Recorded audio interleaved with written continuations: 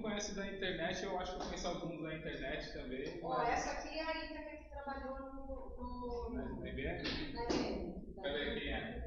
Aqui. Eu não tô vendo seu rosto depois. Hã? Tô na Tutóia, sim. Trabalhei na Tutóia. Trabalhei lá também. Hã? Eu trabalhei na Tutóia de 2004 a 2008.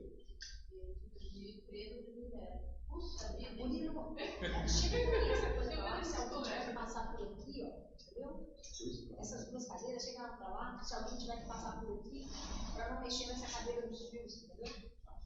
Tá, beleza. Bom, pessoal, primeiramente só fazer algumas observações, talvez algum sabe, eu sou deficiente visual, então a dinâmica de exposição talvez seja um pouquinho travada em alguns momentos, porque eu tenho que muitas vezes memorizar toda a apresentação para poder falar. Então, às vezes eu tenho que dar uma parada para tentar lembrar o que está escrito. Tá? Então, desculpa se eu deixar um pouco travado a apresentação.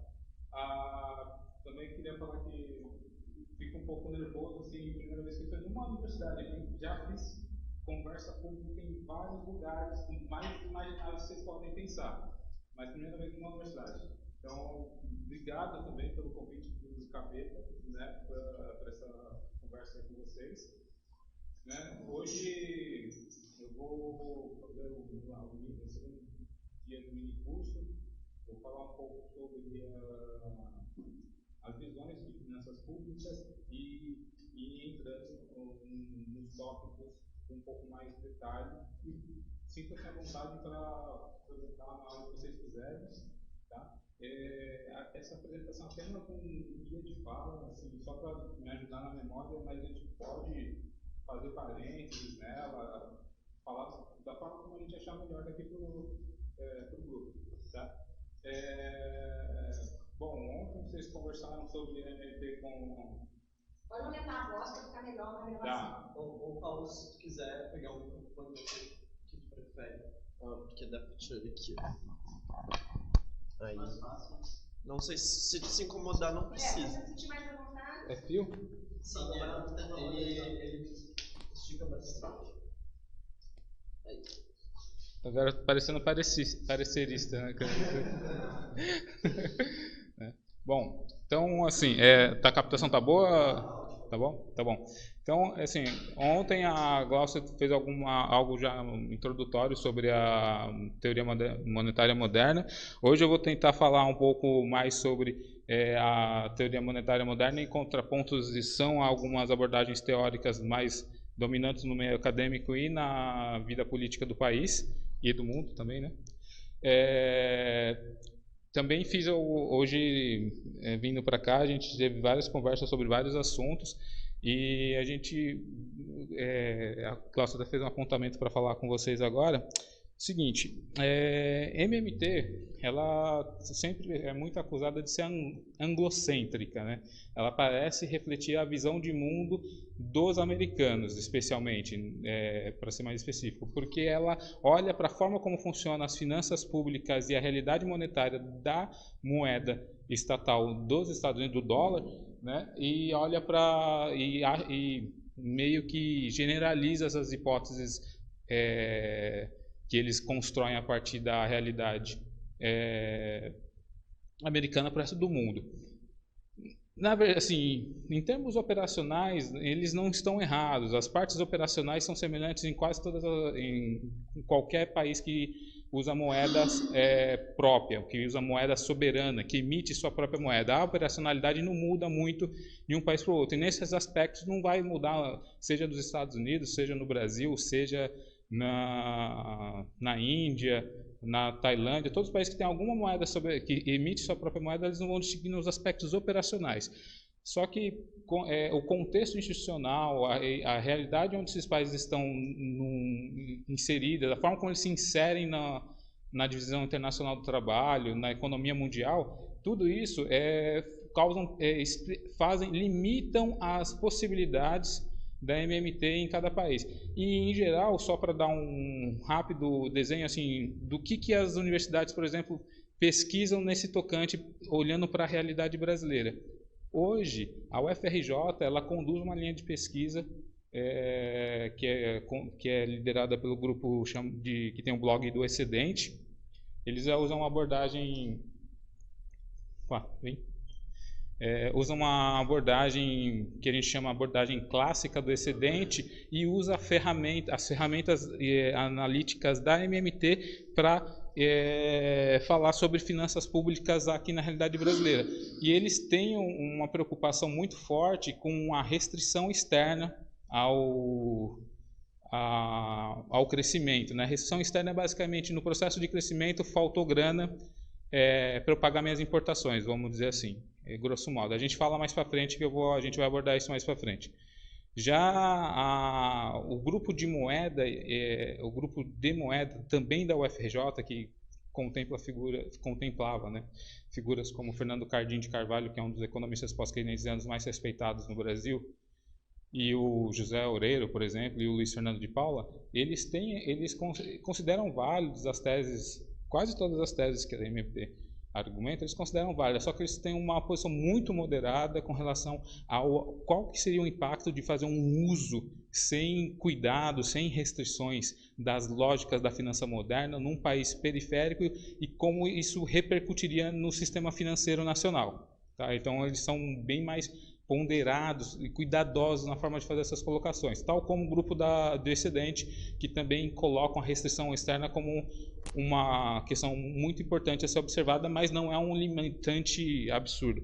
E no caso da Unicamp, a Unicamp tem já uma bagagem mais de seguir a tradição da hierarquia internacional de moedas, né? Ela trabalha com a ideia que existe, que a divisão, vamos dizer, se no ponto de vista tecnológico e da qualificação dos trabalhos existe uma divisão internacional do trabalho, isso também se reflete numa espécie de divisão internacional da moeda, uma hierarquização entre moedas que tem muita capacidade limitada de uso, que seriam a moeda central como o dólar, e moedas hierarquicamente inferiores que de alguma forma colocam aos seus países algum tipo de limitação no uso dela, seja no âmbito interno, seja no fronte externo também. Então, basicamente são essas três grandes academias brasileiras que trabalham o assunto da moeda moderna, mas usando ferramentas analíticas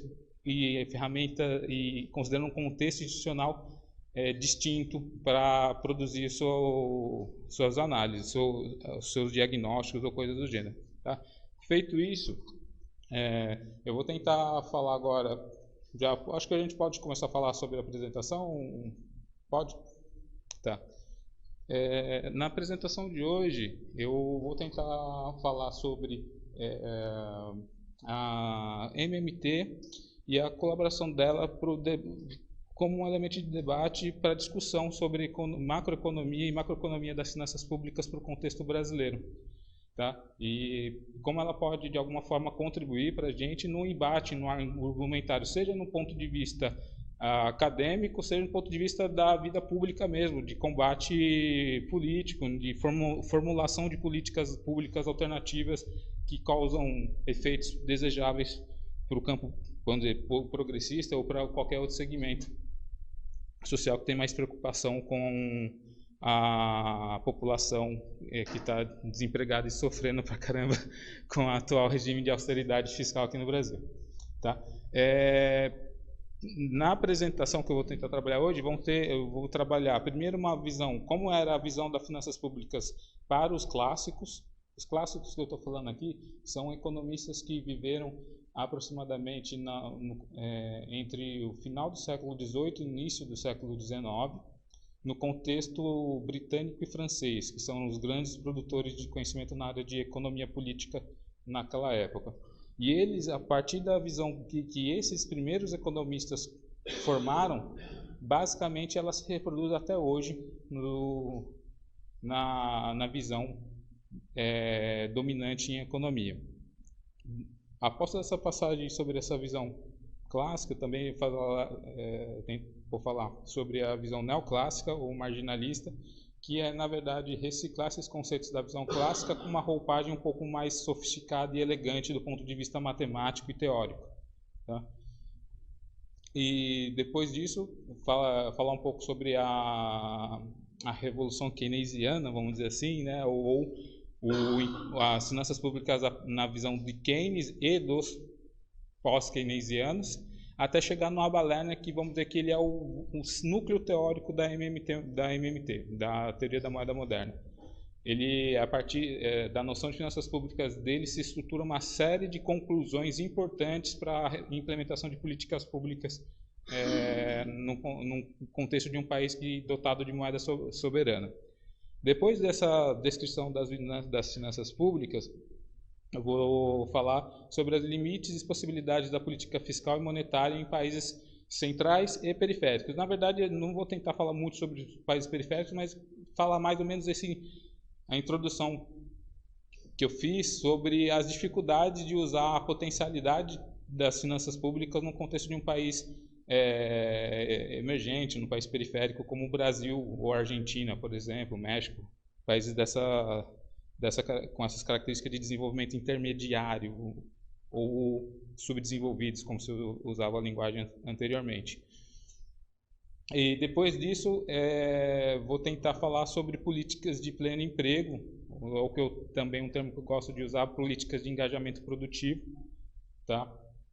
Que foram implementadas políticas de emprego que foram implementadas nos últimos 80 anos, e o que a gente pode desenhar a partir de agora, né? Com base do ferramental, um argumentário produzido pela MMT, o que a gente pode estar produzindo de política pública na questão de geração de emprego e trabalho para a população.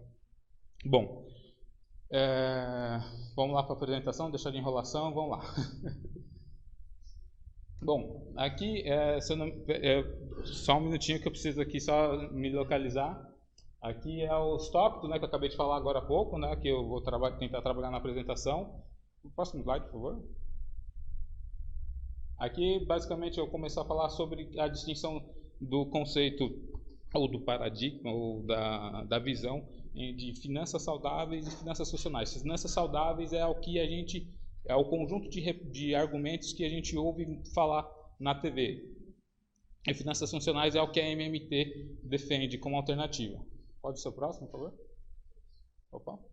Bom, aqui, assim, sobre a visão clássica, só estou dando uma ideia aqui com as fotinhas dos sujeitos aqui, quem são as bases intelectuais da visão clássica de finanças públicas. O Adam Smith, o David Ricardo, o Jean-Baptiste Dissert e o John Stuart Mill. Foram esses caras que eu falei que eles viveram no final do século XVIII e início do século XIX. Basicamente, eles estão no início do capitalismo, do início da difusão da industrialização. Eles estão vivenciando o processo de transição das instituições deterioradas do período pré-capitalista para o período capitalista. Então, as opiniões e as conclusões que eles chegaram influenciaram muito o pensamento econômico a partir de então. Tá? Próximo, por favor. Bom, na visão clássica, ela é permeada por alguns dos aspectos teóricos gerais, que são, por exemplo, aqui a ideia de mão invisível, lei de mercados, por exemplo. Mão invisível é um conceito que o Adam Smith construiu para descrever um processo que é o seguinte: quando os mercados começam, os mercados modernos, né, os mercados capitalistas baseados em propriedade privada e numa mercantilização generalizada dos bens e serviços produzidos pelo trabalho humano, nesse contexto surgem certos padrões, certas regularidades em que os preços tendem a formar preços de referência, ou que ele chama na linguagem smithiana de preços naturais, que seriam preços médios, que surgem quando as empresas em processo de concorrência, elas, ao interagirem entre elas vão ajustando seus preços no processo de interação, até que eles formam preços médios de referências em cada segmento, em cada ramo de atividade, em cada indústria.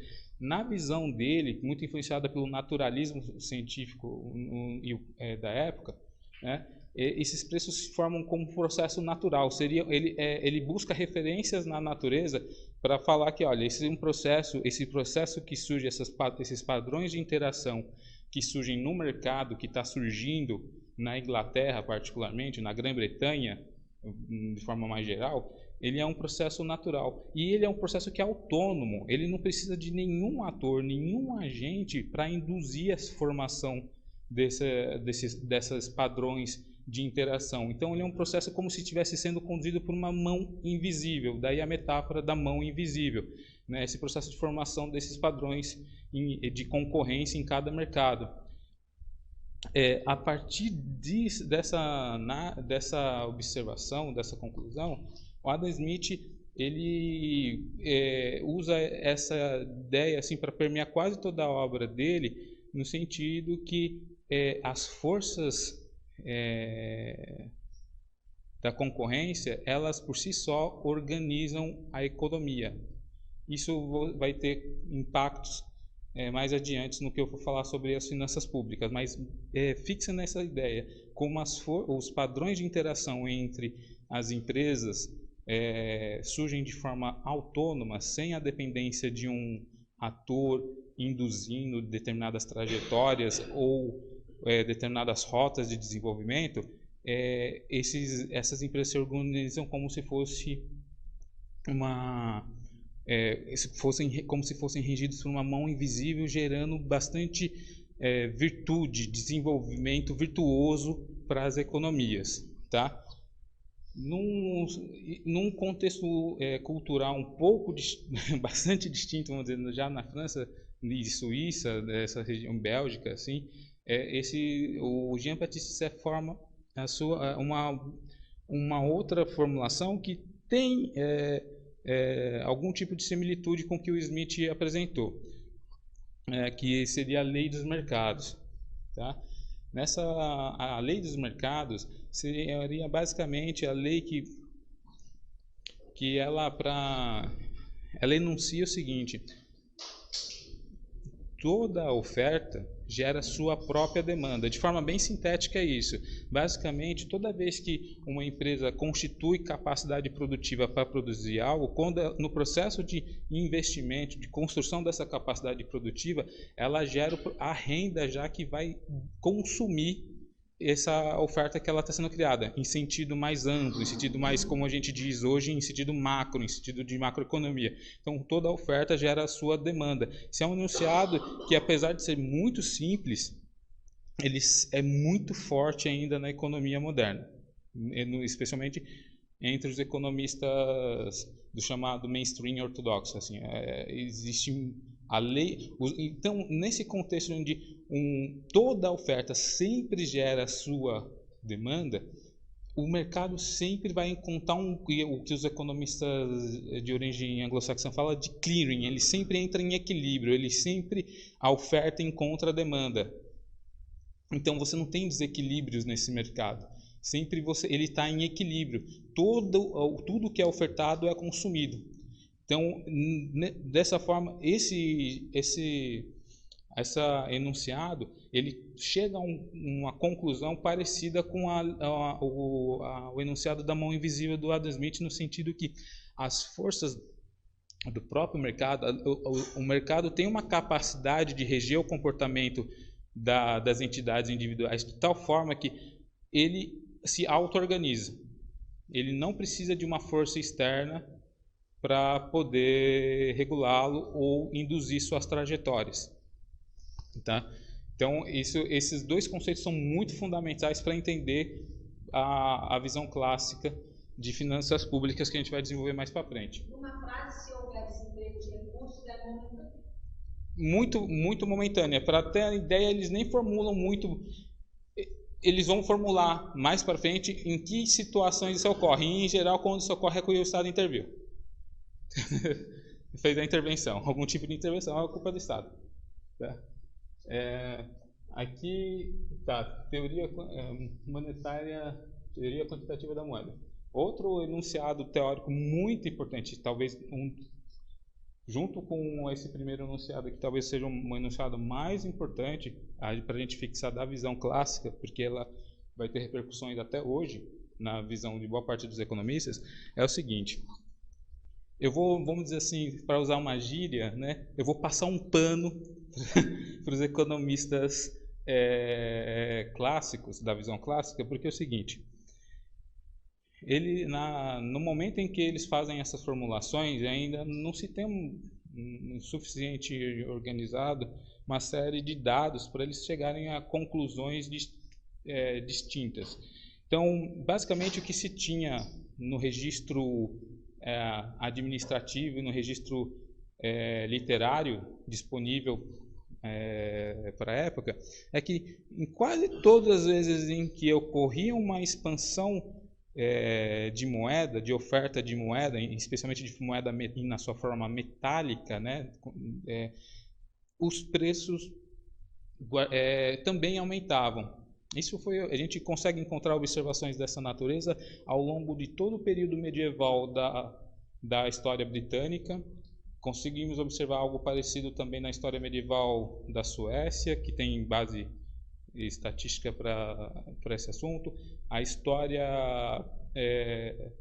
do Império Espanhol, né, assim, a partir da conquista das Américas, particularmente, tem processos de inflação supostamente originados do influxo de metais preciosos da América, que causaram o que se chamava na época revolução dos preços nos mercados da Espanha e em parte também de Portugal. No Império Turco-Otomano você consegue construir análises parecidas de revolução dos preços.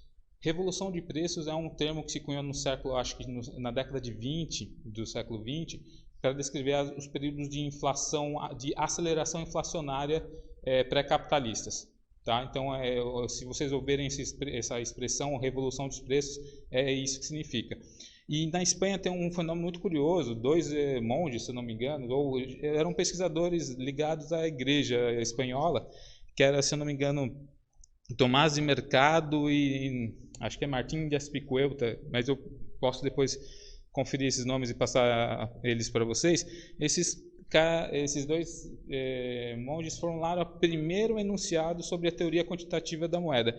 E basicamente eles falam o seguinte: toda vez que aumenta a oferta de moeda na economia, isso gera um poder de compra para os consumidores adicional, discrepante em relação ao que a oferta consegue atender. E ao produzir uma demanda maior do que a oferta, obviamente há uma pressão dos preços, os preços vão para cima, eles começam a acelerar. Tá?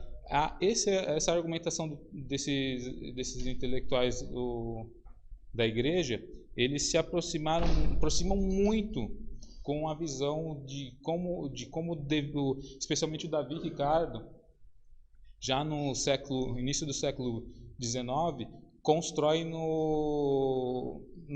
nas suas análises sobre os princípios de tributação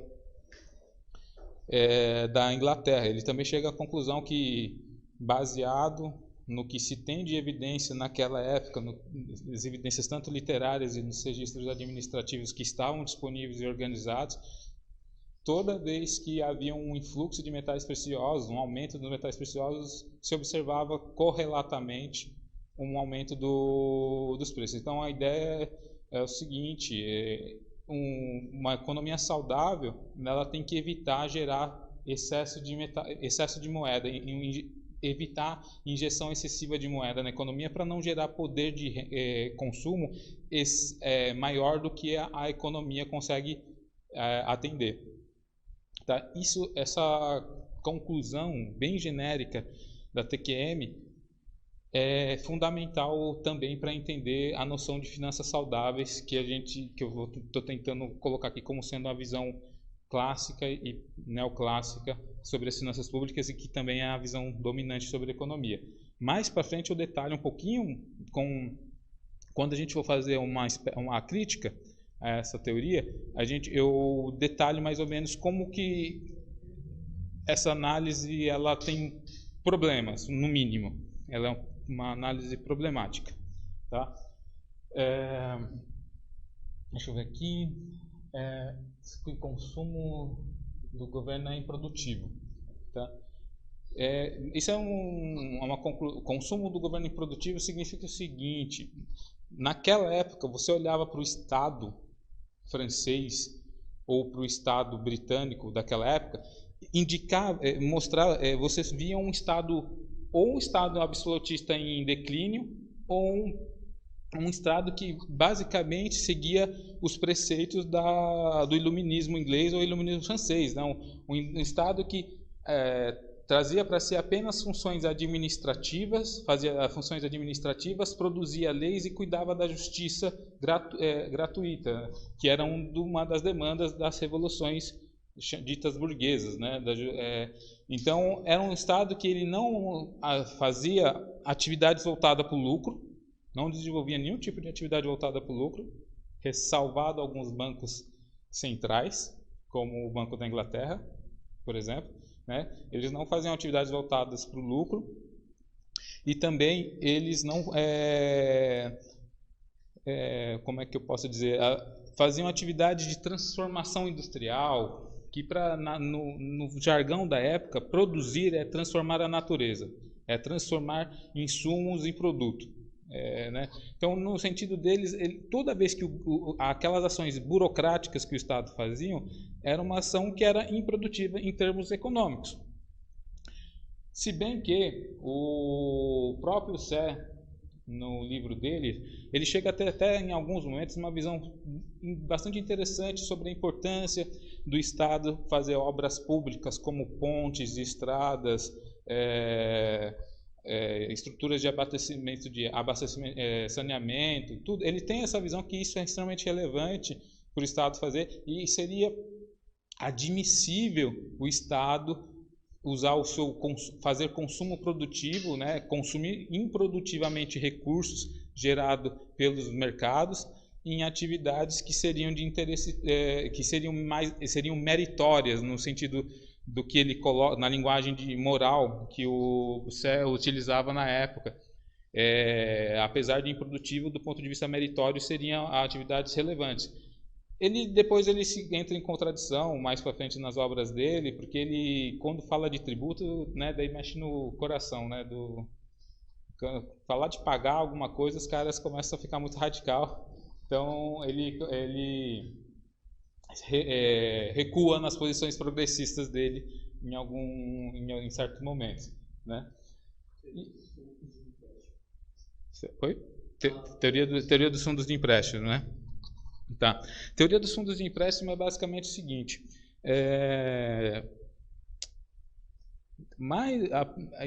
isso varia um pouco. Se você olhar a historiografia econômica de países como o Reino Unido da Grã-Bretanha, as cidades-estados de Veneza e Gênova na Itália, ou as cidades-estados da região do Flandres, ali da moderna Holanda, Bélgica e Luxemburgo, e ver a história bancária, da bancária e das entidades que faziam guarda de metais preciosos, essas entidades, em algum momento da história, eles conseguiram sacar que é o seguinte: toda vez que alguém deixava um recurso depositado sobre a guarda deles, né, e assim as pessoas deixavam, vamos dizer o seguinte, era incômodo você ficar andando com uma série de moedas de ouro, né, causava insegurança, atraía bandidos. Então as classes proprietárias da época achavam conveniente deixar seus recursos guardados em entidades bancárias. E essas entidades bancárias, ao fazer a guarda da moeda, percebiam que esses depósitos, vamos dizer assim, deixavam o dinheiro guardado lá por um bom tempo. E os proprietários, né, os donos não mexiam. Em contrapartida, no momento que os proprietários deixavam depósitos guardados nessas entidades bancárias, eles emitiam uma nota promissória, vamos dizer assim, né, um documento para o titular, né, ao dono do depósito, dizendo, ó, tem X valor depositado aqui.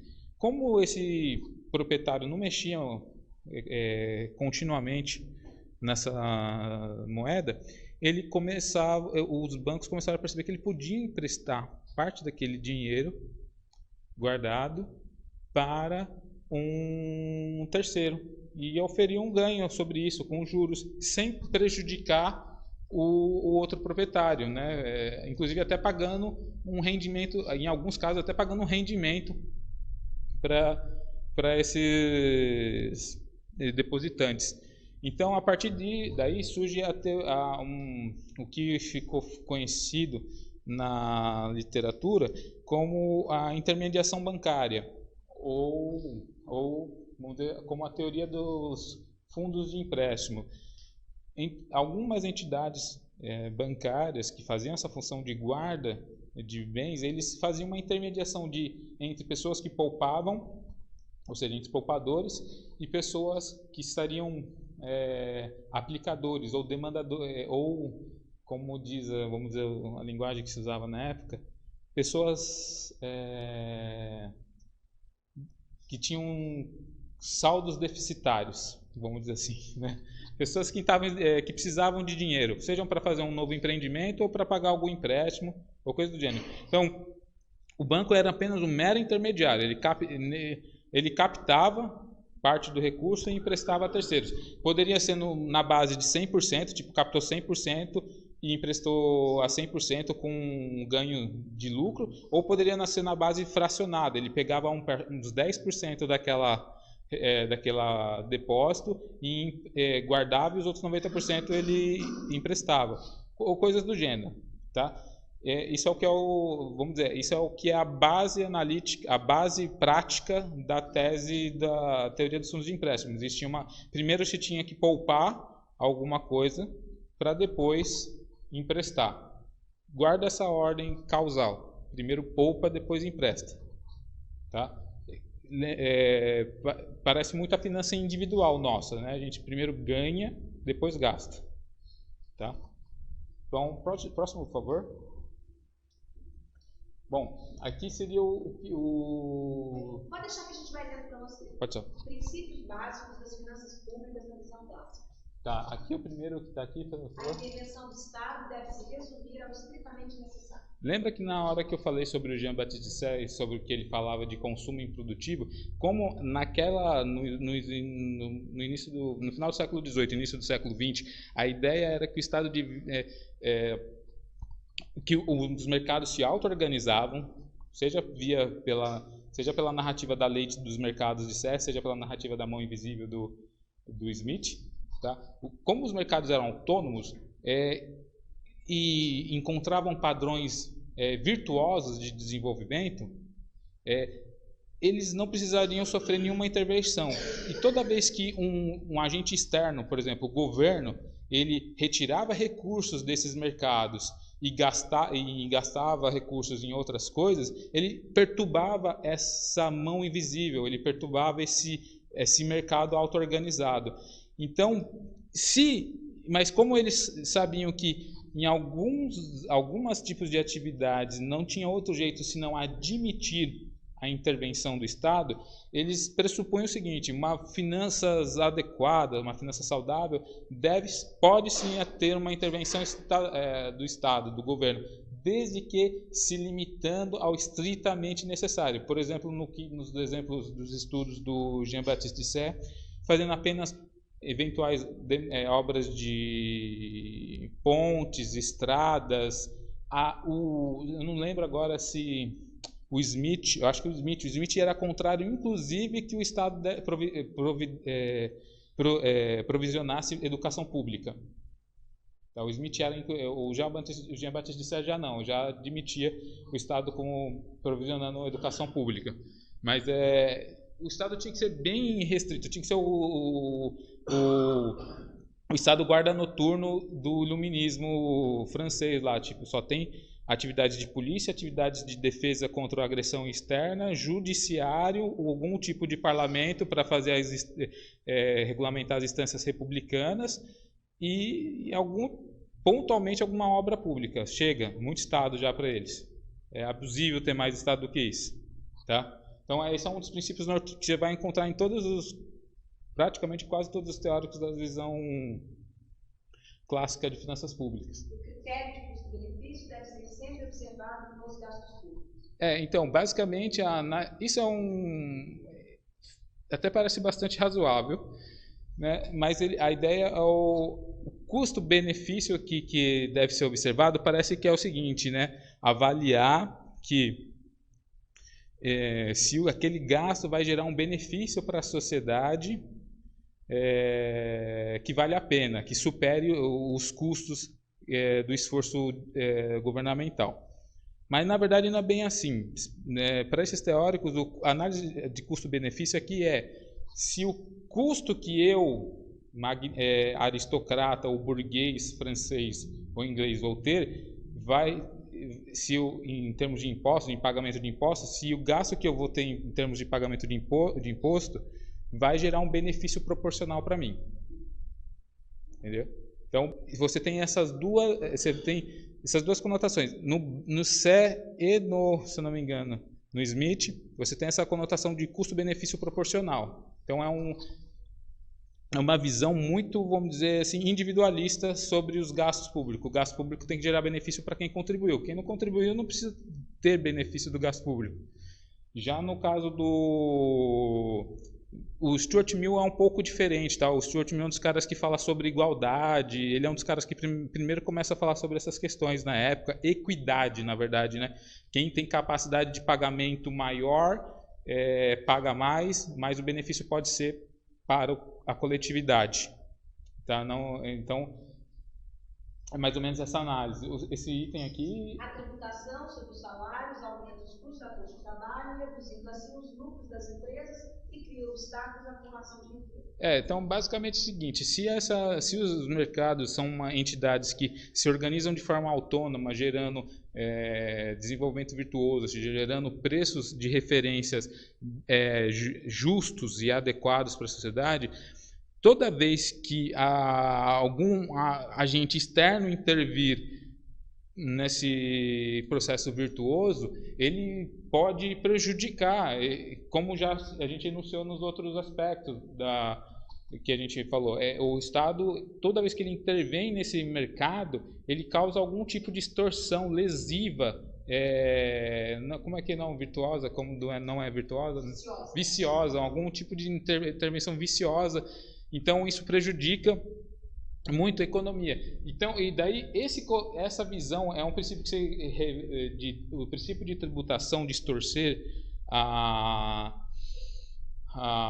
os mercados é muito visível, com capítulos e capítulos bem descritos no Sé e no Ricardo. A gente vê muito bem desenhado isso, tá? Mas é uma visão que é compartilhada por todos esses membros da visão clássica.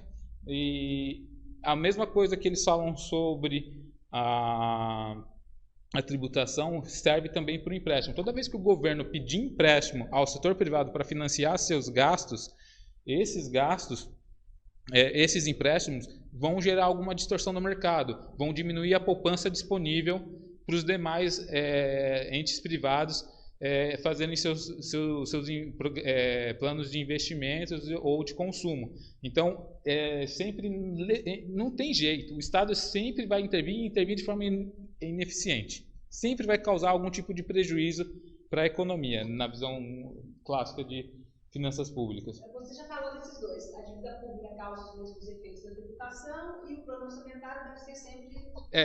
Se o Estado ele deve ter uma intervenção bastante estrita, bastante limitada, ele tem que produzir o menor impacto possível na realidade, nos mercados. E para ele causar o menor impacto possível, então veja assim, por exemplo, se eu vou gastar R$1 bilhão em obras públicas, eu tenho que me financiar em tributos com 1 milhão, nada mais, nada menos. Se por acaso, por algum motivo, no processo de gasto público eu apresentar um déficit, isso significa que eu estou ferindo o princípio da intervenção mais do que mínima e necessária. Então, isso é como é que eu posso falar? Continua sendo mais um registro de que a intervenção do Estado tem que ser o menor possível e mesmo assim ela sempre vai causar algum tipo de distorção. Então, basicamente, vocês percebem sim, que na visão clássica não tem nenhum momento em que o Estado, o governo é visto como algo positivo. Assim, ele sempre, mesmo quando ele faz coisas meritórias, ele está causando algum tipo de distorção que prejudica a economia. Então, por isso que eles têm uma disciplina muito rigorosa quanto ao Estado. Por isso que o Estado sempre tem que se manter em equilíbrio orçamentário. Tá? E na visão clássica, como eles tinham uma visão um pouco de economia política, eles usam a expressão orçamento e não somente finanças, porque o orçamento é uma decisão política. Tá? Então, o orçamento... as entidades republicanas da época tinham que manter um plano orçamentário em equilíbrio baseado nesse equilíbrio de forças político nas instituições republicanas. Agora a visão marginalista e neoclássica das finanças públicas. Paulo, eu te pediria para ir mais rápido nessa parte, eu já vi que a tua apresentação tem muita coisa para dizer, né? Tem mais de 20 slides, senão tu vai acabar deixando a gente com água na boca no final. Tá. Bom, a visão marginalista neoclássica ela vai seguir mais ou menos pode ser o próximo, por favor?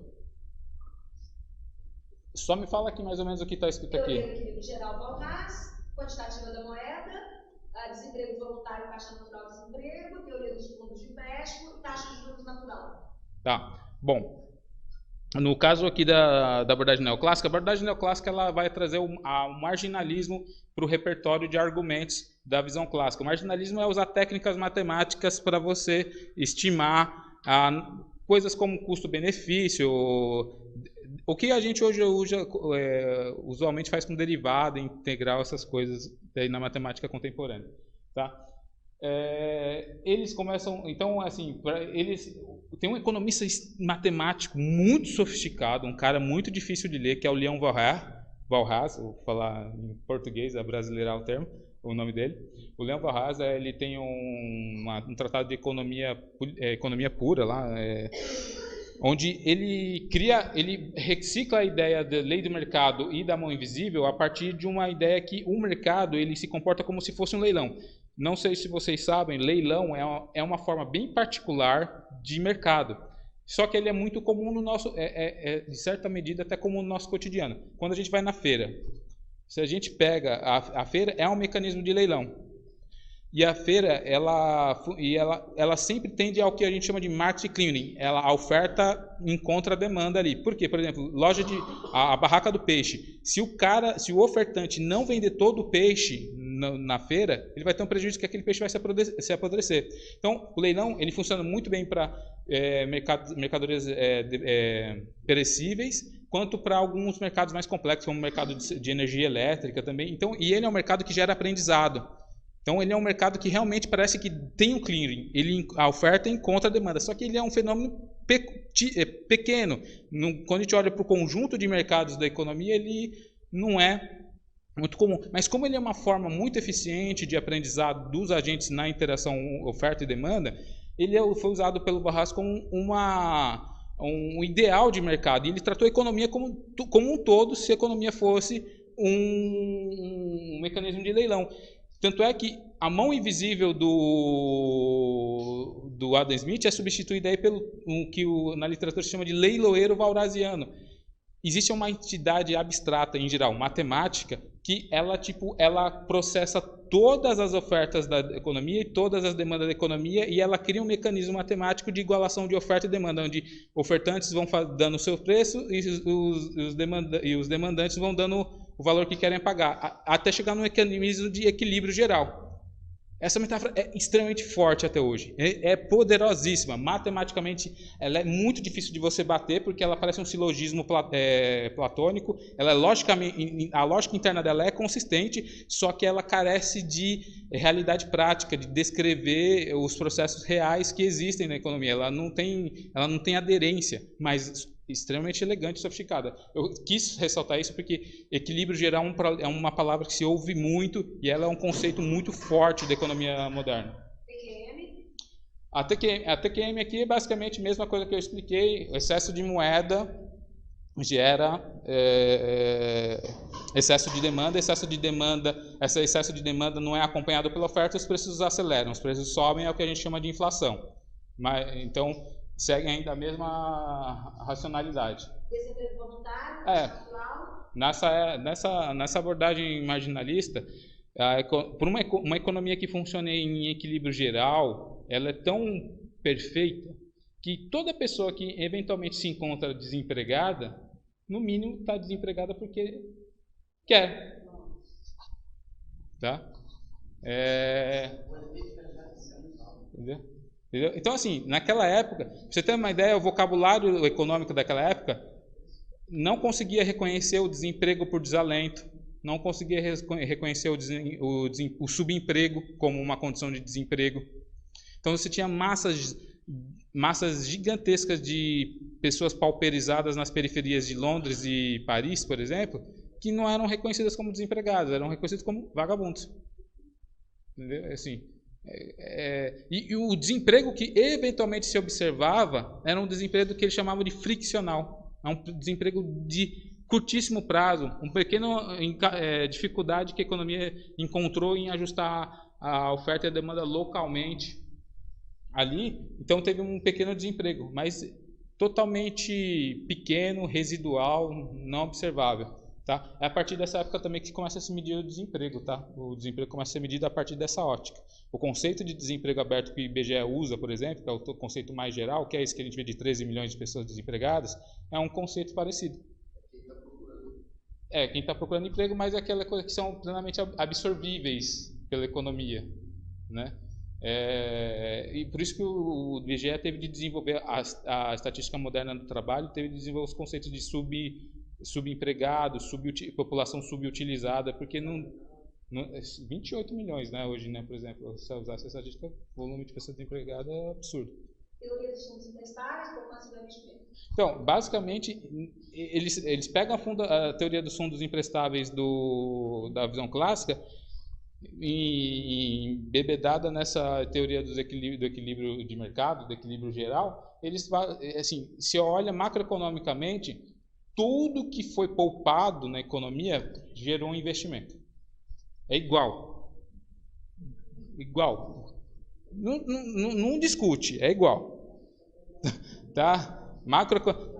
Aí, até as estatísticas do Sistema de Contas Nacionais martela para criar um conceito. Não existe conceito de poupança macroeconômica contabilizado pelos institutos de estatísticas nacional, como o IBGE, ou BLS nos Estados Unidos, ou o Eurostat na União Europeia. Não existe conceito de poupança agregada. Ela não é medida. Ela é uma dedução, ela é um resíduo contábil. Eles pegam um investimento, o quanto se investiu, que é o que realmente é medido na economia, subtrai desse valor de investimento o valor do déficit externo, o valor do déficit público e o resíduo é a poupança privada. Isso é um resíduo contábil, não é medido. Tá? Taxa de juros natural, juros enquanto preço pela remuneração consumida. Nessa abordagem, o mercado, ele oferta, primeiro você tem que poupar para depois efetuar os investimentos, para depois gastar. E essa ordem causal que eles estabelecem dá grande poder para quem detém os fundos, quem detém a renda. Então, os grandes empresários da época, os grandes banqueiros, eles definiam o preço do seu empréstimo, né, assim, da sua poupança, pela taxa de juros. Então, se o governo precisasse de dinheiro, ou se uma pessoa precisasse de dinheiro, o governo e a pessoa teriam de se submeter à taxa que o mercado define. Se está faltando Se o governo que entrou numa espiral de déficit e de endividamento, ele está muito deficitário, esse governo cada vez mais vai ter de pagar uma taxa de juros mais alta, porque o mercado vai estabelecer uma taxa de juros mais alta, porque está faltando poupança. Então, se está faltando poupança, você vai ter de pagar o preço da poupança mais cara. E porque uma vez que o recurso é limitado, né, o estoque de poupança é limitado, ou você dono da poupança, ao optar por emprestar para um governo ou para uma pessoa, você vai falar, quem paga mais? Quem paga mais, eu empresto. Então, a taxa de juros é um mecanismo nessa economia de mercado, é um mecanismo natural na linguagem da época. Tá? Agora, os princípios básicos das finanças públicas na zona básica. Finanças saudáveis ou orçamentos equilibrados geram confiança no mercado. Tá, então essa aqui já é um enunciado bem contemporâneo, a gente está bem acostumado com esse tipo de enunciado. Finança saudável é aquela coisa que nem a finança que está equilibrada, é a finança que tipo tudo que eu gastei, eu só gastei com o que eu tenho. Isso é a finança saudável, é o governo gastar o que ele arrecadou. Nem é o que ele tomou emprestado, é gastar estritamente o que ele arrecadou. E tem um zero de déficit primário, assim, então é um orçamento equilibrado. Tá? As finanças públicas se assemelham às finanças domésticas e às finanças empresariais. Isso é uma coisa assim que ele é um recurso de argumentação utilizado pelos economistas neoclássicos, né, muito forte. Cara, é muito pedagógico você falar, você dona de casa, você está na tua casa, você precisa gastar exatamente o que você tem. Você tem um salário de 100, você vai gastar 100. Você não tem de onde tirar recurso. Então, isso é uma disciplina fiscal, uma disciplina financeira muito forte. E o Estado, como qualquer outra entidade econômica, tem que seguir o mesmo padrão de disciplina. Né? O Estado tem que seguir essa disciplina fiscal de gastar apenas o que tem. Um governo que gasta mais do que ele arrecada é um governo ineficiente, ele não está sabendo gerar de forma eficiente os recursos públicos. E ainda usa uma retórica ainda mais republicana, ele não está gastando bem o seu dinheiro. Entendeu? Assim, então, é forte, vamos falar, é bom o argumento. Fala para as pessoas que não conseguem pagar essa própria boa. Mas é super forte, cola muito bem, é muito bom o argumento, é um dos argumentos mais difíceis de você bater, porque até a gente estava falando com a Glaucia, que mexe com a moralidade do trabalhador. Sabe? Eu não pagar minhas contas, eu estou sendo caloteiro, se eu não posso ser caloteiro, o governo também não pode ser caloteiro. Entendeu? Então é muito forte esse argumento. Financiamento público produz o efeito de deslocamento ou prova final. O que é esse efeito de deslocamento? Assim, lembra que tipo o mercado se auto-organiza, ele está funcionando bem, daí chega o maldito do Estado, vai lá, intervém na economia e distorce os preços. Toda vez que ele solicita tributos da sociedade ou solicita empréstimo, ele está diminuindo o estoque de riqueza disponível para os agentes privados gastarem. Então, nesse processo, a finança pública ela não consegue induzir efeitos multiplicadores na economia, porque exatamente o que ela arrecada, o que ela tira da economia, ela devolve, ela é neutra, né? Então, ela é uma economia que ela tem o que a gente chama de princípio de equivalência ricardiana. Toda vez que o governo pedir emprestado recurso para cobrir um déficit, para fazer um investimento em obra pública ou para fazer um investimento em obra pública, esse investimento em obra pública não vai gerar efeito multiplicador nenhum, porque o governo tirou 100 milhões, tomou 100 milhões de reais emprestado, ele diminuiu 100 milhões de reais disponível para as entidades privadas. Logo, o investimento privado diminui. Então, aumentei o investimento público, mas eu diminui na mesma proporção o investimento privado. Isso que é o efeito de deslocamento. Eu não criei nenhuma riqueza adicional. Eu apenas desloquei o emissor do gasto. Entendeu? Isso que é o efeito crowding out, para ser chique, mas é o efeito de deslocamento na linguagem traduzida. O governo deve seguir a disciplina imposta pelos detentores da dívida pública. Um comentário. Porque agora esse ponto aí ele mostra uma contradição profunda da teoria, porque ao mesmo tempo que o Estado tem que agir como um ente econômico privado, na sua lógica financeira, ele, quando age do ponto de vista da economia em geral, ele é perturbador sempre, não é positivo, né? Porque se ele fosse como um ente privado, ele seria positivo também. Isso, se ele fosse uma empresa privada, ele seria positivo.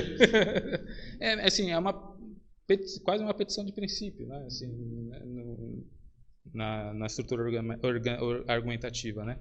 E pior de tudo que esses argumentos se sustentam com muita força.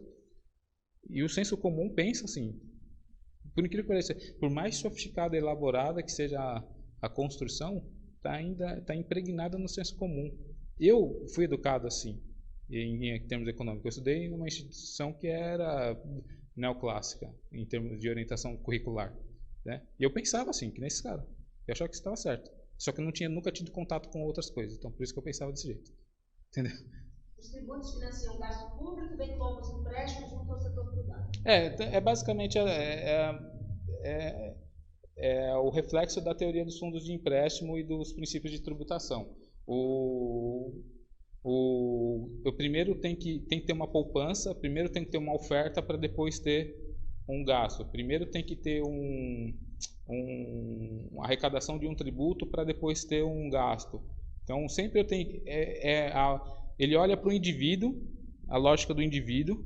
Eu sempre vou gastar. Eu fui pagar meu almoço agora. Eu só consegui pagar meu almoço porque eu tinha previamente renda para pagar. Tinha dinheiro para pagar. Se eu não tivesse, então basicamente eles têm uma metodologia individual, como seria um individualismo metodológico, né? Que eles pegam um indivíduo como representando a sociedade inteira, ele não, e é um indivíduo abstrato, que tanto o indivíduo particular quanto o indivíduo somado no agregado é a mesma coisa, entendeu? Ele pulveriza cartesianamente os indivíduos e deixa ele de forma homogênea. Ele é um indivíduo homogêneo. Então, basta eu agregar ele, tanto no micro quanto no macro, o comportamento sempre vai ser o mesmo. A interação entre os indivíduos não produz irregularidades distintas das observadas no indivíduo, no plano individual. Então, esse é um problema. Tem um negócio na metodologia matemática lá que é o tal do agente representativo. Um dia, se tiver oportunidade, a gente conversa sobre isso. É horrível, do ponto de vista analítico, esse conceito. Bom, esse é o cara da economia contemporânea, tá? Sim, o Marx tem uma importância muito importante para a economia política, mas para a economia moderna é o Keynes, tá? E o Keynes é um cara bastante sofisticado, só que ele também foi educado no contexto marginalista. Se você for ler a teoria geral do emprego dos juros da moeda, que é o livro dele, que formula basicamente os principais conceitos do pensamento keynesiano, ele tem um vocabulário quase marginalista em alguns aspectos. Na verdade, ele não se libertou ainda de alguns conceitos marginalistas, mas ele já é uma puta quebra na forma de pensar a economia. Basicamente, e só para contextualizar, Keynes produz a sua principal suas principais obras intelectuais entre 1920 e 1940. Nessas décadas de 20 e 30, o mundo passou por uma crise, por mudanças institucionais e por crises econômicas dramáticas. A grande depressão da economia norte-americana é desse período. A grande inflação alemã, hiperinflação alemã, ocorreu nesse período. Os grandes episódios de desemprego na Grã-Bretanha e na França são desse período. Então é um período que a necessidade prática exigiu uma nova formulação teórica, porque aquilo que supostamente descrevia bem a economia não funcionava mais. Não servia nem para descrever a situação de equilíbrio da economia, a situação normal da economia. Tá? Tá, dentro dos pressupostos teóricos, o primeiro, o princípio da demanda efetiva. Tá. Lembra da lei de mercado que eu falei do CE? O enunciado era: sempre tinha uma oferta, e toda oferta, primeiro se tinha uma oferta e toda oferta gerava a sua própria demanda. Primeiro precisava ter uma empresa para depois ter a venda dos bens produzidos por essa empresa. Parece lógico, né? Se não tiver uma empresa constituída, ela não vai ofertar os bens, né? Mas o Keynes ele faz um raciocínio inverso. Primeiro precisa ter demanda para depois ter oferta. Por que ele fala isso? Quando você tem indivíduos com renda, e esses indivíduos com renda, eles demandam um produto e eles estão dispostos a pagar um preço que pague os preços de produção, os custos de produção mais uma taxa de lucro, eu consigo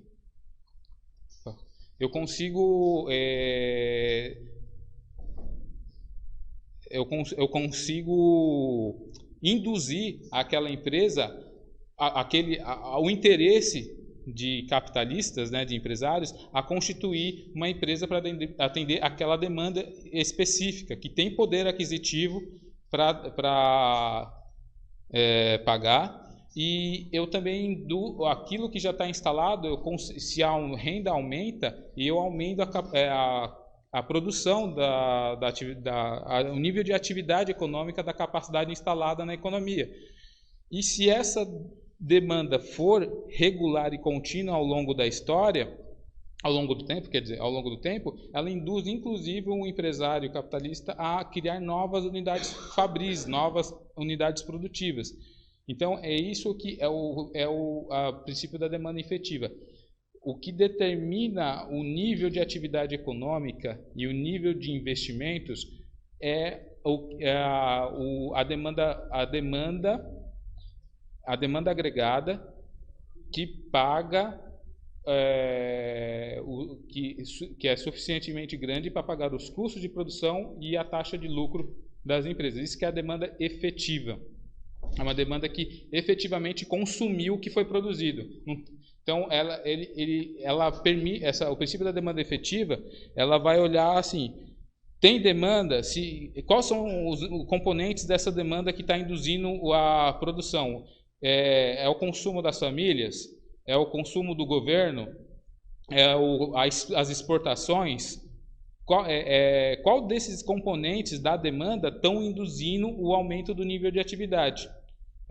Isso que é o conceito de demanda efetiva. Então, ele é o inverso da lei dos mercados do CE. E, diferentemente da lei de mercados do CE e da mão invisível, na lei de mercados do CE, toda oferta iguala ao total da demanda. No princípio da demanda efetiva, como o próprio nome diz, é a demanda que efetivou-se, é a demanda efetiva. Então, ela pode ser que foi produzido 100, o cara esperava vender 100, só que ele só vendeu 50. Então, tem um estoque que se formou. Então, a princípio da demanda efetiva não exige o equilíbrio, não exige um clearing do mercado, não exige a igualdade de oferta e demanda. Ele permite o desperdício de recursos, o desequilíbrio na linguagem neoclássica. Então, ele permite o desemprego involuntário, né? O desemprego onde pessoas que buscam trabalho não encontram trabalho. Então, é isso que o princípio da demanda efetiva causa de impacto, de diferença. Moeda endógena. Moeda endógena vamos lá. A TQM, o que vocês viram aqui, a teoria quantitativa da moeda, toda vez que a oferta de metais preciosos, de moeda, na economia aumentava, causava um excesso de demanda, e excesso de demanda não era acompanhado pela oferta e os preços se aceleravam, que é o que a gente chama de inflação. Tá?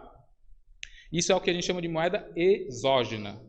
Tá? Isso é uma moeda exógena. Então, a oferta da moeda determina os preços.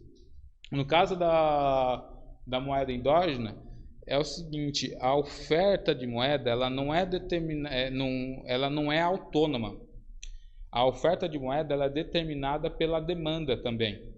Então, a empresa, a quantidade de moeda demandada na economia, ela é uma função do que as empresas demandam de empréstimo para fazer seus planos de investimento e do que as famílias e o governo demandam de empréstimo para financiar seu consumo e o seu investimento.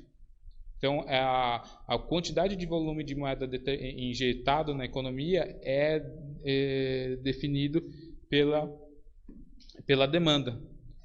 Isso que é o que é uma moeda endógena. Ela é endogenamente demandada, ela é feita por dentro, é a demanda que determina o volume de moeda que vai ser circulado na economia.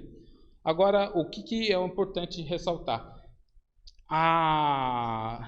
O conceito de moeda endógena ela exige que a gente faça um recuo histórico. Lembra que eu falei da intermediação, da teoria dos fundos de empréstimo? Que eu falei que o banco cumpria uma função de intermediário, de pegar de quem está poupando e emprestar para quem estava devendo? Isso descrevia mais ou menos a intermediação bancária até o século, provavelmente, 17, 16. Quando, a partir do século 17, século 18, começou a surgir uma entidade que a gente hoje chama de Banco Central, e que é um banco, em geral, um grande banco financiador do Estado, que com várias funções de provisionar recursos emergenciais, tanto para o governo ou para o setor privado, a atividade do Banco Central de ser o que a gente chama de emprestador de última instância, ou seja, um cara que empresta grana para o banco que emprestou demais, ele não consegue dar conta do que os seus clientes demandam de moeda. Então, ele, em geral, quando isso ocorre, um banco quebra, né? O banco não tem reserva suficiente para atender a demanda do público. Quando isso ocorre, em geral, um banco entra em crise de liquidez e pode vir à falência. A partir do século 17 e 18, surge uma entidade chamada Banco Central que ele salva o banco. Ele vai lá e dá um empréstimo para o banco, porque toda vez que a gente tem um pânico, um banco entrando em crise, parece problemático, e essa informação se dissemina perante o público fica preocupado e também começa a entrar em pânico e ir aos bancos demandar os depósitos deles que estão lá nos bancos, e os bancos não vão ter esses recursos disponíveis de imediato. Então, você pode ter uma crise financeira gigantesca. Então, por segurança econômica, os banqueiros centrais, os bancos centrais começaram a salvar, emitir dinheiro às vezes mesmo, imprimir dinheiro, imprimir cédulas, para salvar esses bancos quando tinha pane bancária. Isso se tornou uma prática rotineira. Essa prática era regulada por um negócio chamado mecanismo de redesconto, um mecanismo de taxa de redesconto, onde o banqueiro central falava o seguinte: banco, eu sempre estou disponível a te fornecer uma linha de crédito. E quando uma linha de crédito quando você tiver algum tipo de dificuldade financeira, tá? Porém, você vai pagar uma taxa de juros bem alta. Isso é a taxa de redesconto. Existe até hoje, é uma taxa punitiva que os bancos pagam por ter sido não se planejarem. Só que isso começou a induzir os bancos privados, os bancos comerciais, a adotar uma prática de criar moeda contábil. Criar moeda... Como assim criar moeda contábil? Isso é um negócio meio abstrato, é preciso explicar. Quando a gente empresta... Eu vou ter de escrever na lousa. Pode ser? Alguém pode segurar o... Tem uma caneta aqui. Onde eu posso escrever? Quer escrever aqui agora? Oi?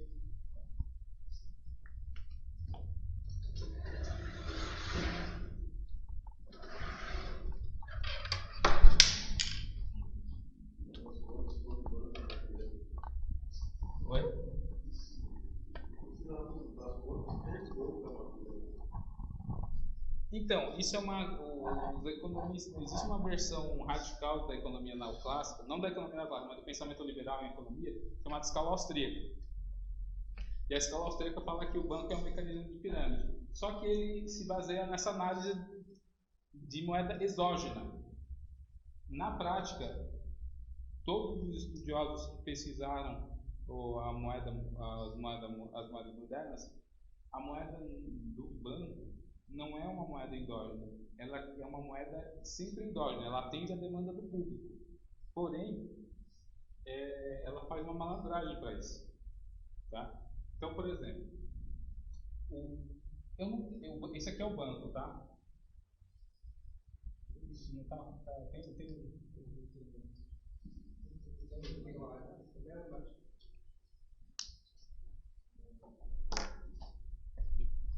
para não perder muito tempo, eu vou tentar explicar, depois eu formalizo aqui, tá?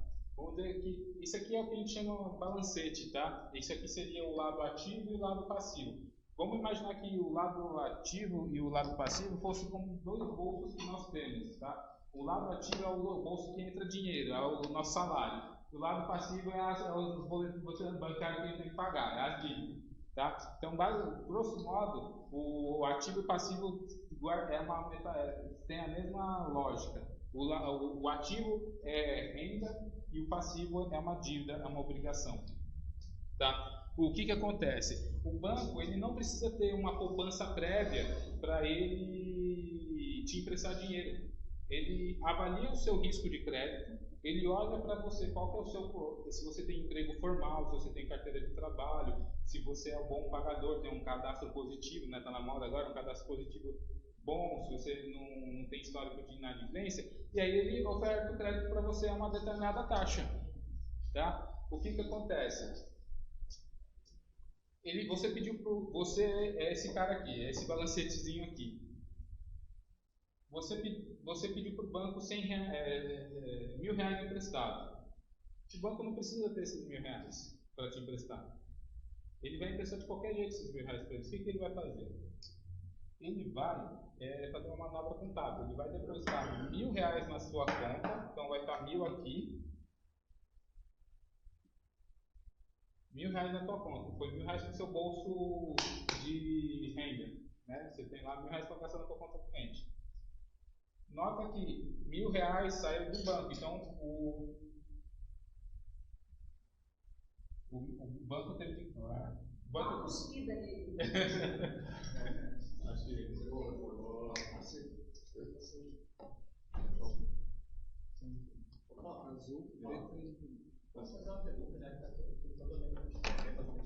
Gente, eu ia sugerir não, porque senão o microfone não pega, a gente interrompe, né? Vamos anotando aí, depois a gente pergunta. Tá. Então, bom, o banco, na estrutura de balancetes dele, ele depositou R$1.000 na tua conta. Tá? Saiu, então, R$1.000 do banco. Só que um balancete sempre tem que estar equilibrado. Ele nunca pode estar em déficit. O balancete sempre tem que dar igual a zero. Então, o lado ativo e o lado passivo sempre tem que dar zero. Então, eu tenho uma renda de 100, só que agora eu tenho uma dívida com um banco de 1.000, né? O banco te emprestou 1.000 e agora eu tenho uma dívida com o banco 1.000. 1.000 menos 1.000,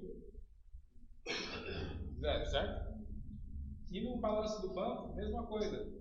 Ele saiu R$1.000 das obrigações deles, né? Ele saiu menos 1.000 aqui, só que agora ele tem um crédito, você tem uma dívida com o banco de 1.000. 1.000 menos 1.000, zero. Ele criou dinheiro para você, disponibilizou R$1.000 para você aqui e do nada. É assim que funciona o crédito hoje. Tá? É assim que o banco cria. E assim, eu recomendo vocês terem um vídeo do Banco da Inglaterra, que é o Banco Central da Inglaterra, onde eles explicam exatamente isso. O Banco Central da Inglaterra, o Banco Central da Noruega, parte dos pesquisadores do Banco Central Europeu, parte dos pesquisadores do Federal Reserve, o Banco do Japão, quase todos os banqueiros centrais ao redor do mundo reconhecem que o processo de criação de crédito, de moeda creditícia, hoje funciona dessa forma. Então, um banco ele não precisa ter uma poupança prévia, ele não precisa captar a poupança dos agentes poupadores. Ele apenas faz um artifício contábil, ele avalia o seu risco, vê o risco que ele está disposto a assumir e empresta, contabilmente. É aí o que acontece. Às vezes, no banco, ele tem que ter um compromisso de fazer uma reserva mínima, para atender a demanda de dinheiro diária que as pessoas sacam, né, nos caixas eletrônicos e coisa e tal. Para atender isso, o que eles fazem? Aí eles têm que ter uma posição também de ofertar outros produtos. Então, por isso que o banco sempre ele tem essa limitação, ele tem que manter uma disciplina, ele tem que manter uma captação mínima de recursos, de reservas monetárias. Para isso que eles ficam vendendo previdência complementar, título de capitalização, esses produtos financeiros toscos que eles vendem para captar recursos do público e cumprir as obrigações regulatórias que os bancos centrais impõem a eles de reservas mínimas compulsórias. Isso, os acordos de Basileia. O acordo de Basileia é mais um risco de capital, né? Um risco de perfil de crédito, né? Que é mais ou menos o que o banco já faz todo dia. Né? Então, mas lógico que é mais rigoroso, né? O critério de Basileia é mais rigoroso. Então, ele tem que estruturar recorrentemente produtos financeiros para poder atender às regras de capital e às regras de reservas compulsórias. Então, notem que aqui, se um banco central, se um banco comercial como Bradesco, Santander, Itaú, Banco do Brasil ou Caixa Econômica, não precisa captar uma poupança prévia, ele apenas avalia o seu perfil de risco e lhe confere um empréstimo com base nesse perfil de risco, ele não precisa de poupança prévia. E é assim que a moeda endógena funciona modernamente. Para atender a demanda por moeda, ela avalia o risco do projeto de investimento que as empresas vão fazer e fornece o crédito, o capital de giro, ou coisa do gênero, para as empresas. E ela cria a partir desse mecanismo contábil. Tá? Então, e caso isso der ruim, caso tenha uma demanda atípica por moeda manual, as pessoas querem moeda manual ou tem uma demanda atípica por moeda eletrônica, o Banco Central vai lá e salva. E como que ele salva hoje? Ele não precisa salvar necessariamente pela via do redesconto. Quase todos os bancos guardam na sua tesouraria títulos de dívida pública. Quando ele está em desequilíbrio econômico, o Banco Central vai lá e compra o título de dívida pública de volta. Então, ele cria um depósito para o banco fazer suas reservas legais. Entendeu? Mas a gente explica mais para frente. Mas grave isso aqui, ó. Não sei se vocês estão familiarizados com estrutura de balancete. Então? Então, basicamente, o balancete ele sempre tem que estar 0 a 0, né? Ativo e passivo tem que dar 0, certo? E o mecanismo de empréstimo funciona mais ou menos assim. Isso, lógico que isso aqui é uma representação grosseira, tem toda uma contabilidade pública, uma contabilidade específica aplicada ao setor bancário, que é o COSIF, que está disponível aí na internet e vocês podem olhar quais seriam as rubricas com mais detalhes, até fazer trabalhos mais estudos mais profundos. Mas basicamente eu queria explicar isso, que é assim que a moeda endógena, é assim que a moeda atende a demanda por crédito, é assim que os bancos atendem a demanda por crédito hoje em dia. E ela só se tornou uma forma disseminada na economia a partir do momento que os bancos centrais davam essa retaguarda de tipo, ó, se faltar de reserva para você atender as demandas de cotidiano, eu vou lá e te salvo. Taxa de juros exógena. Taxa de juros exógena. Basicamente é aquela ideia da taxa de juros definida pelo mercado que a gente falou no tópico anterior. Não vou me aprofundar aqui porque eu vou explicar como ela não é exógena na prática. Agora a gente está aí nos... Não, taxa exógena, perdão, desculpa. A gente está falando do Keynes, né? Tá. Não, taxa exógena... agora eu vou explicar. Então. É o seguinte. Na primeira narrativa da visão clássica, a gente tinha a ideia que a taxa de juros era natural ou endógena. Ela era definida pelo mercado. O mercado era uma função da demanda de crédito. Quanto mais crédito demandado na economia, maior é o preço. Né? Quanto mais laranja for demandada no mercado, na feira, maior é o preço da laranja. Certo? o que na verdade se observou, começou a ficar bem claro a partir da década de 20, é que a taxa de juros pode ser operada de acordo com o que o banco, com o que o governo quer. O governo é um agente financeiro muito grande. Em geral, ele, no mínimo na história, ele sempre foi no mínimo 10% do PIB. Então, todo movimento desse agente é grandioso. Toda vez que o governo atua, seja gastando ou seja arrecadando, ele causa um impacto significativo no nível de atividade econômica. O que aconteceu? O que acontece nesse caso aqui, que na década de... O Banco da Inglaterra, ele percebia, por exemplo, ao longo do século XIX, que toda vez que ele pagava os dividendos dos seus sócios, no dia que ele pagava, a taxa de juros ia para baixo, porque o volume de recursos era tão grande que o governo pagava, que a taxa de juros praticada no curto prazo ia quase para zero. Para evitar isso, o Banco da Inglaterra, o Banco Central da Inglaterra, ele adotou uma postura de ofertar créditos previamente, tomar dinheiro emprestado previamente do setor privado, dias antes de ele fazer o pagamento do dividendo, para pressionar a taxa de juros para cima, que na hora que ele fizesse o pagamento dos dividendos, a taxa de juros ficava mais ou menos no nível que ele esperava ficar. Então, isso aí é um incipiente do que a gente chama hoje de operação de mercado aberto.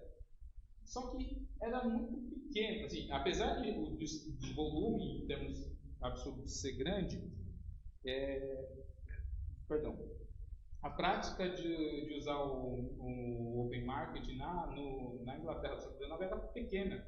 Ela começou a aumentar um pouquinho na segunda metade do século XIX, mas ainda era muito pequena. E os banqueiros centrais daquela época eram orientados por uma doutrina chamada doutrina das letras de câmbio reais. Os banqueiros centrais daquela época eram muito mais orientados para atender, para comprar, vamos dizer, notas promissórias, letras de câmbio de empresas industriais, sociedades anônimas que demandavam créditos e eles lá financiavam essas empresas. Então, ela era muito mais voltada para o nível de atividade real da economia, né?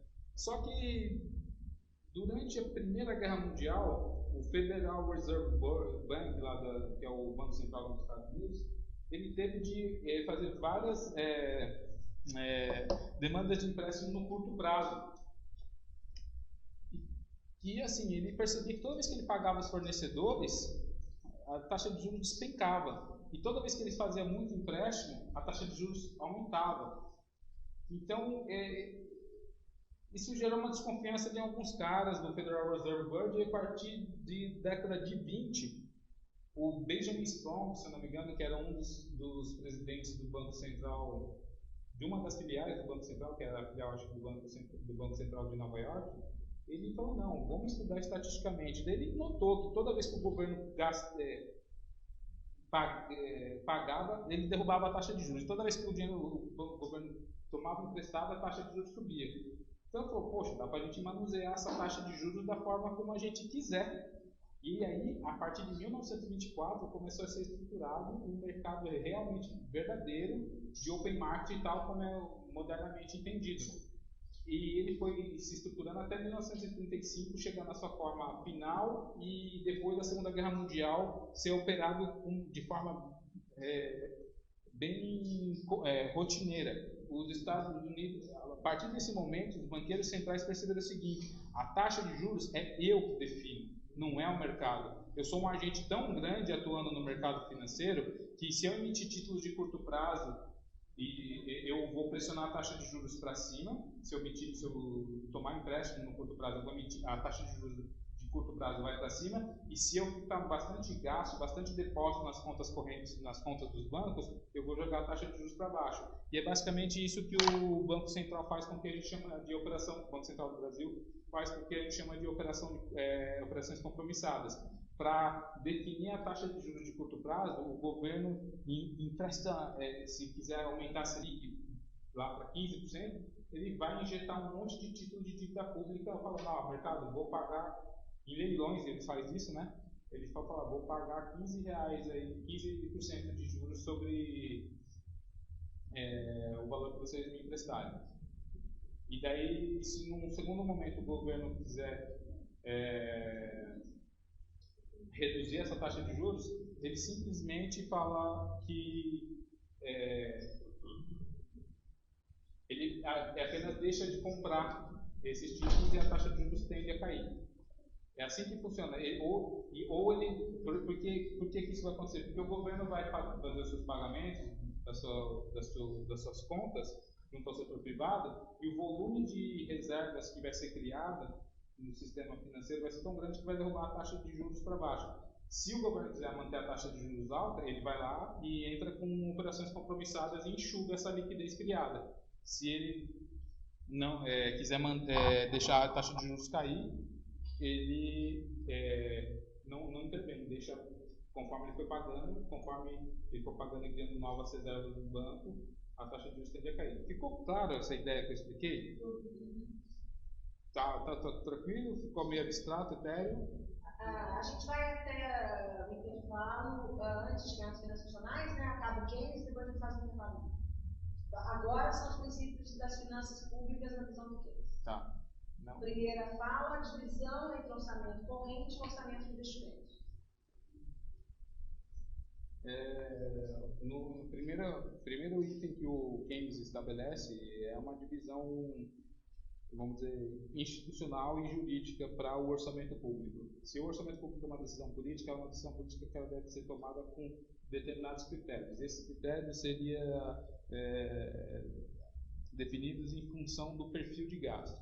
O gasto corrente, que é o gasto com pagamento de salários, consumo de insumos do governo, esse tipo de gasto ele seria separado em contas contábeis próprias, chamado orçamento corrente. E, em geral, grosso modo, o Keynes recomenda que esses gastos têm que ficar equilibrados, não precisam ser gastos deficitários. Tá? O orçamento de investimento, que é o orçamento de infraestrutura, criar rodovias, estradas, ferrovias, hidrelétricas, essas coisas, tudo. Esses gastos, o governo poderia ser até deficitário em certos momentos. Por que isso? Se a economia ela é regulada pelo princípio da demanda efetiva, né, e o gasto dela é indutor de demanda, então ela produz um efeito multiplicador, esse gasto produz um efeito multiplicador na economia. Ou seja, se eu estou gastando 1 milhão, pago 1 milhão para a empresa que fez a obra lá de hidrelétrica. Essa empresa, por sua vez, ela vai ficar com o lucro dela, pagar os impostos para o governo e vai pagar o salário dos funcionários e pagar seus fornecedores. Note que todas essas movimentações vai afetar uma série de agentes econômicos e vai produzir um efeito multiplicador de gerar renda adicional na economia. Então, às vezes, por exemplo, um gasto de R$1, em geral, por exemplo, em obras de infraestrutura, R$1 que o governo brasileiro gasta gera em efeito multiplicador ao torno a R$1,80 de renda adicional na economia. Isso é o efeito multiplicador. Notem que nesse tipo de economia não tem o princípio do crowding out, não tem o princípio do efeito deslocamento. Como o que rege, como a demanda é quem induz o nível de atividade, esse nível de atividade ela não desloca o gasto, ela não faz apenas um deslocamento do gasto privado para o gasto público. O gasto público induz ao aumento do gasto privado, porque ele gera esse efeito multiplicador. Uma vez que ele paga o primeiro elo da cadeia, esse elo da cadeia vai pagar seus fornecedores, seus funcionários e vai gerando um efeito em cadeia, que é o chamado efeito multiplicador. Então, essa economia é assim que foi pensada a forma de sair da crise da Grande Depressão nos Estados Unidos e na Alemanha nazista, infelizmente, também. Né, de induzir gastos públicos para aumentar o nível de atividade econômica. Então você já falou disso aí. No período de crise, o governo deve acomodar déficits e injetar renda na economia. O próximo é o gasto público deve induzir o pleno emprego da força de trabalho e a plena utilização do capital. Tá. Então, Pensa que como essa economia ela não tem um pleno emprego automático, as forças de mercados não são capazes de gerar a utilização total dos recursos disponíveis. Quando eu falo recurso, eu estou falando força de trabalho apta e disposta a trabalhar e capital produtivo instalado disponível para ser utilizado ou que possa vir a ser utilizado, ou insumos que possam construir essa capacidade produtiva. Se há essa ociosidade de recursos, o governo deve trabalhar no sentido de induzir a plena utilização desses fatores de produção. Ele deve entrar gastando na economia e pode ser de forma deficitária, inclusive, para aumentar o nível de atividade, para induzir o aumento da atividade e o efeito gerador de renda do que o gasto público gera. Tá? Isso, então você já está falando que o déficit e aumento da dívida são aceitáveis durante as crises, mas devem ser reduzidos em termos de crescimento. Falta a taxa de juros deve ser utilizada no esforço de estimular a economia. Existe o Keynes ele achava que a taxa de juros ela tinha um efeito bastante poderoso no sentido de que, uma vez que a taxa de juros baixa, ela induziria os agentes econômicos, né, as empresas e as famílias, a assumirem níveis maiores de gasto. Então, como se fosse um efeito automático. Abaixou os juros, eu olho lá, tipo, abaixou os juros. Agora o Banco Central baixou de 6,5% ao ano a taxa de juros para 6%. Vou comprar um carro agora. Isso é uma herança, um automatismo no raciocínio do Keynes, que é mais ou menos uma herança marginalista que ele carrega. Tá? Essa ideia de usar a taxa de juros para induzir crescimento econômico é o que se chama de efeito Keynes. Na literatura econométrica, que faz as mensurações do impacto disso na economia prática cotidiana, indicam que ele é um efeito muito fraco, apesar que ele pode ser forte em um segmento de mercado muito importante, que é o mercado imobiliário. O mercado imobiliário, sim. Então, por exemplo, vocês viram provavelmente a Globo comemorando bastante a notícia que o mercado imobiliário voltou a crescer aqui no Brasil. Provavelmente esse crescimento do mercado imobiliário deve ter sido induzido em função da redução da taxa de juros do Banco Central e, por consequência, as taxas de juros privadas que adotam a taxa de juros do Banco Central como um piso de referência para definirem suas taxas. Tá? Então, esse é um efeito fraco. É um efeito fraco como um todo para a economia, mas pode ter uma relevância particular no mercado imobiliário e, apesar de ser ter uma importância isolada na economia, ela tem consequências muito importantes para quem vive nas regiões metropolitanas, porque o custo das moradias aumentam muito. Tá? Então, é importante ter esse cuidado. A taxa de juros, ela tem que ser, você tem que levar em consideração o potencial dela nesses mercados para poder evitar seus efeitos negativos.